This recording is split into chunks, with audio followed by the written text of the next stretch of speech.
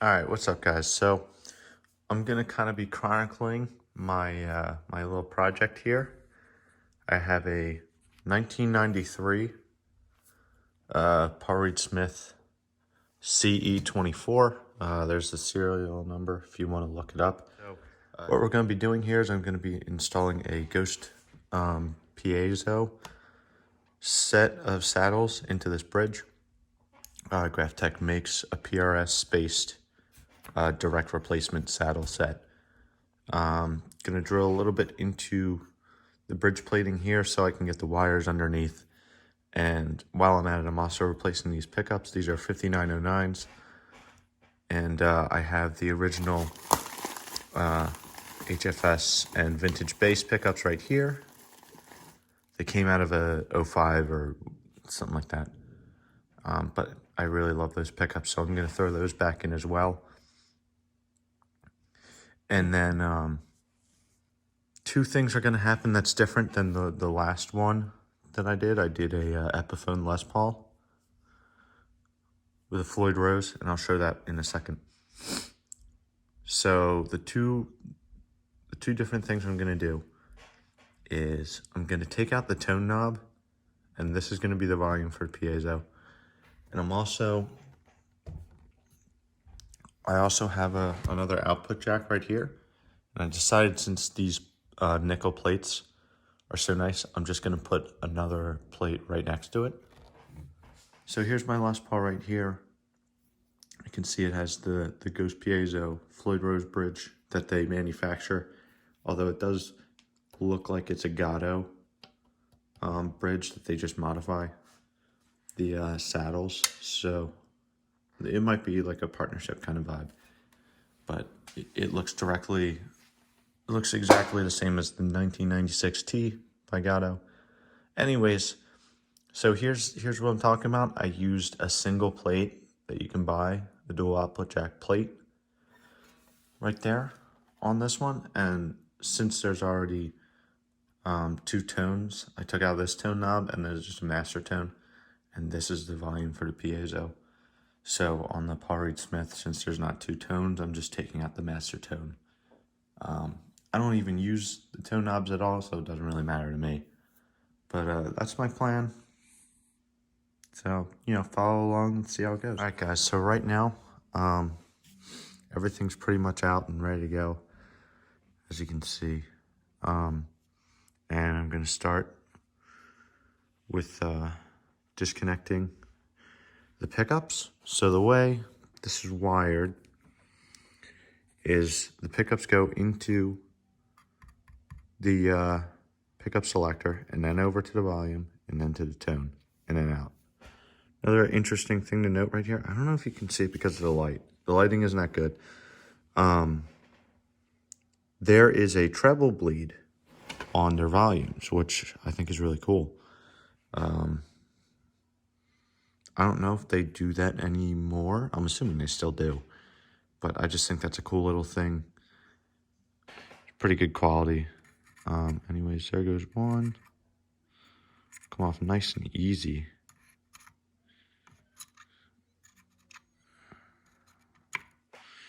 Turn it off.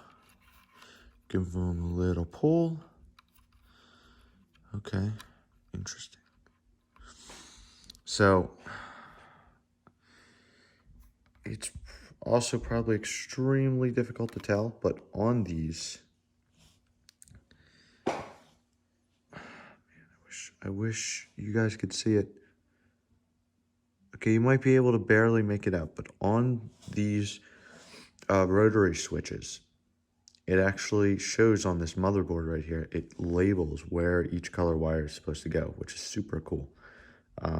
I'll try to take a picture and just like superimpose it right here. Yeah, just another cool thing to note. Okay, so here's where we're at right now. I just took the tone pot out. It's right here. I'm letting it cool off a little because I just had to remove everything, and I might try and take all that solder off right in the middle there. Just so I like to do the prep outside of the guitar for the pots. and then I'll throw it in, just because the cavity's kind of getting a little tight. I got the neck pickup all hooked up for whatever reason. We're getting ready to drill the second output jack, drill all the holes out. If I can't really hold this. It'll go right here directly next to it. Pretty simple, so I'll get that set up. I'll be right back. All right, so here we are. Basically I put the plate down directly next to this one, filled in all the holes, so I know where to drill, and then I cover it with tape first, because this prevents it from cracking, the finish, the lacquer and the paint by extension, from just shattering off. I learned that from experience, that just drilling straight into the lacquer usually results in it cracking. So I usually nowadays put tape down if I'm going to drill into the body, and it does work. Whatever this tool is by Milwaukee, I would highly recommend it. Okay, it doesn't want to focus. Let me try and bring it into better light. So these are beveled. I don't know if you can see it really well. Okay, you can see it pretty well there. It's not focusing too well, but you can kind of see they're beveled. So when you're drilling, and they're all marked. Okay, yeah, there you can see it.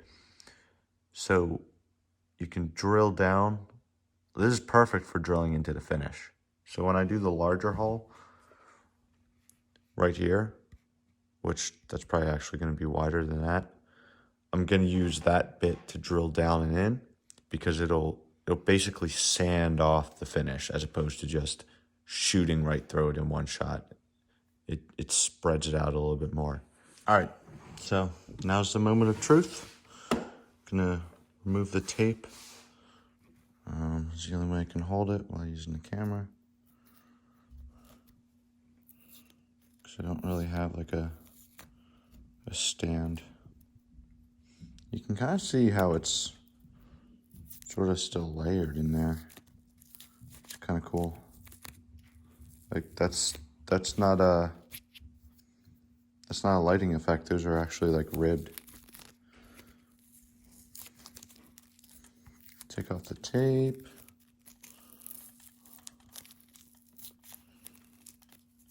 Look at that. That's why that tool is really clutch. And I'll show the wiring diagram I'm using, but it's so straightforward. I actually used it already with the volume. I mean, going volume out is super easy. You solder the ground for, which would be the sleeve. Yeah, you solder the sleeve contact point to the top of the pot right over here. The lighting sucks, I'm sorry. Can't really do any better. And then the first rung, if you're looking at it like this, the first lug right here, is whatever. Right? The middle lug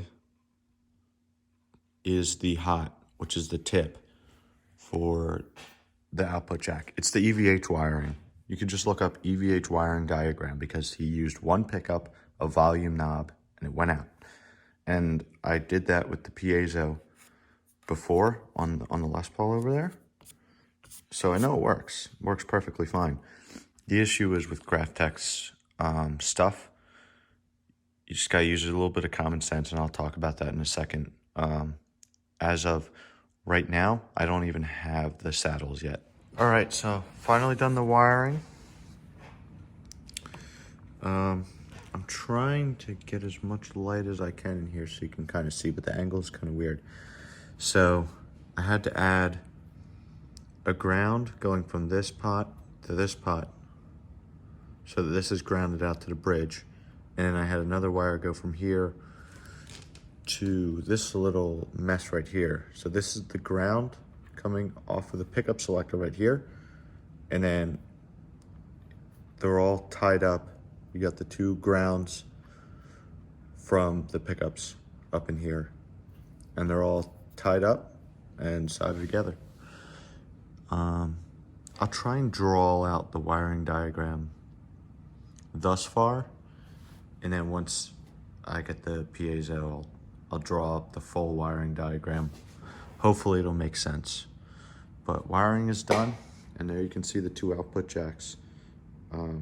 Pretty solid, a little bit offset, but you cannot even tell that that wasn't factory. Look at that, beautiful. Okay, so the day has finally came. I got the bridge right here. Super nervous about drilling into it since it's a 92 pre-Stevensville single cast trem. And I'll explain in a different video the differences.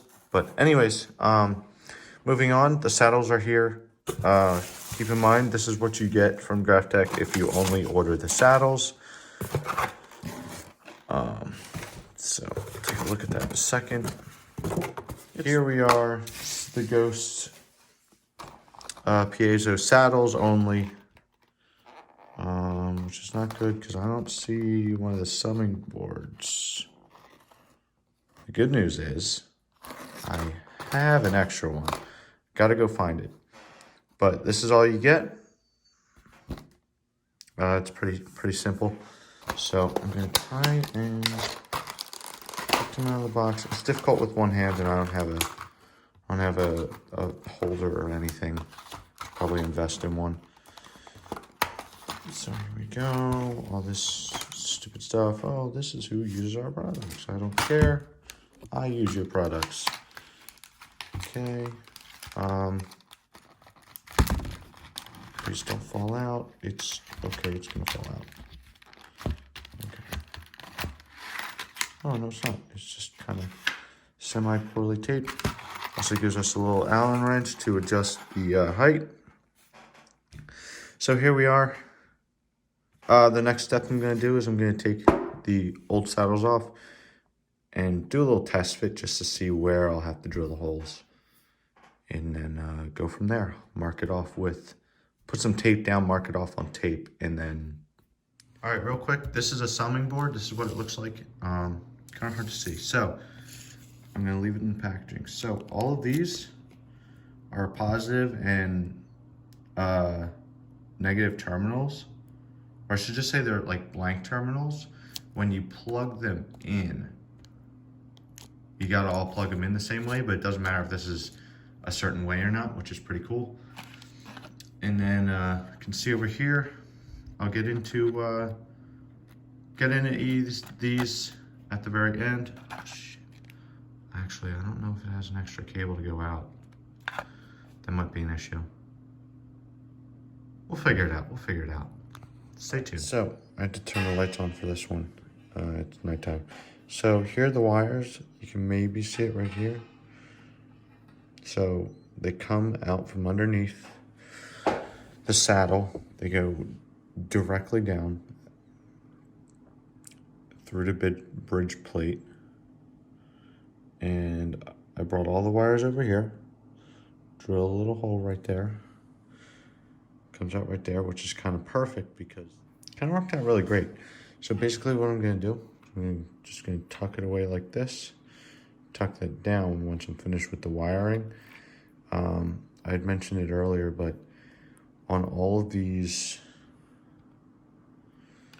let me see if I can maybe zoom in. Oh, wow, that's really like crystal clear. Okay, so on these, you can see they have a white and a black, and basic wiring is red or white is hot and black is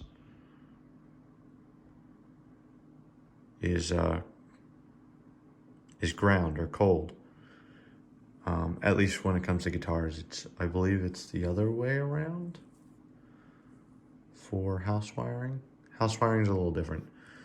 So, with that knowledge, that basic knowledge in mind, that means that with the extra piece, what I did was I stripped the end of these and soldered my pushback wiring, pushback cloth, which is this here from StuMac. Soldered it right up to the end of this on both the white and black and sent that to the volume pot. Did an EVH wiring for a single volume and then right out to the output jack. And I'm doing the same thing right here. So I think I already showed that off. I'll bring up the wiring. As you saw with the switch, both of the both of the pickups go into the rotary switch the same. So just imagine like this twice, like a mirror of this pickup going in. And I know this looks very confusing. It's because my drawing skills are very bad and I'm not able to like scan an actual drawing in. So I had to do this like stupid computer drawing in like whatever Apple's version of Microsoft Paint is. It's garbage. I'm sorry. I'll try to explain it though.